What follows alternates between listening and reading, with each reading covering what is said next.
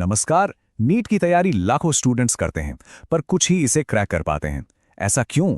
आखिर क्या है वो चीज जो उन्हें बाकियों से अलग बनाती है? आज हम इसी असली गेम चेंजर को समझने वाले हैं। चलिए सीधे मुद्दे पर आते हैं। नीट में सबसे बड़ी चुनौती है टाइम। हर एक सवाल के लिए मिलता है सिर्फ 1 मिनट, बस 1 मिनट। मतलब सोचने समझने के लिए ज्यादा वक्त है ही नहीं।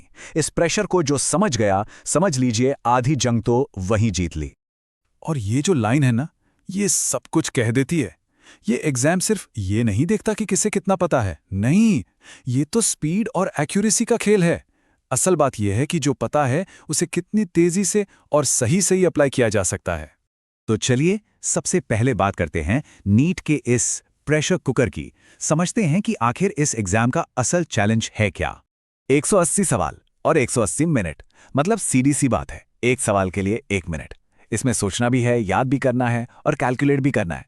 यहां एक्स्ट्रा टाइम जैसा कुछ होता ही नहीं। जरा सा भी अटके तो आप रेस से बाहर हो सकते हैं। और इसी टाइम प्रेशर की वजह से ज्यादातर स्टूडेंट्स एक जाल में फंस जाते हैं। हम इसे कह सकते हैं रिकॉल का जाल। वो जगह जहां सबसे कीमती चीज यानी वक्त बर्बाद हो जाता है। अक्सर ऐसा होता है ना कि एग्जाम के बीच में बैठे हैं और कोई बिल्कुल बेसिक सा फॉर्मूला या कोई छोटा सा नियम दिमाग से निकल जाता है। बस यही वो स्ट्रगल है जिससे बहुत सारे कैंडिडेट्स जूझते हैं, और ये बहुत फ्रस्ट्रेटिंग हो सकता है। ये जो धीमा रिकॉल है ना, इसका असर एक चेन रिएक्शन जैसा होता है। देखिए, बेसिक कॉन्सेप्ट्स को याद करने में टाइम लगा तो कीमती सेकंड्स और मिनट्स तो गए। और जब ऐसा होता है तो जो असली सवाल सामने हैं उस पर फोकस करना लगभग नामुमकिन सा हो जाता है। तो सवाल यह है कि इस जाल से निकला कैसे जाए। और यहीं पर बात आती है एक मेमोरी टूल किट की। ये एक ऐसा स्ट्रैटेजिक तरीका है जिससे रिकॉल तेज हो जाता है।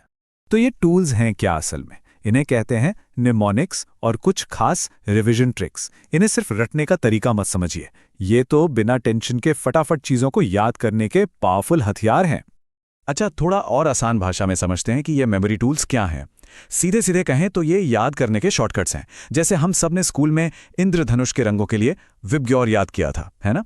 बस ये वैसी ही रिवीजन टेक्निक्स हैं। ये मुश्किल फॉर्मूलों और कॉन्सेप्ट्स को दिमाग में ऐसे फिट कर देती हैं कि एग्जाम के प्रेशर में भी वो तुरंत याद आ जाते हैं। अब देखते हैं कि इन टूल्स को असल में काम में कैसे लाया जाए। इसके लिए फिजिक्स से एक बढ़िया उदाहरण लेते हैं। ये देखिए, फिजिक्स के ये वो टॉपिक्स हैं, मतलब मोशन, फोर्स, ग्रेविटेशन और मॉडर्न फिजिक्स तक, जहां से सबसे ज्यादा सवाल आते हैं और इनमें फॉर्मूले भी सबसे ज्यादा होते हैं। सही कहूं तो ये टॉपिक्स अक्सर स्टूडेंट्स के लिए एक बड़ा सिरदर्द होते हैं। तो ये इतने मुश्किल लगते क्यों हैं?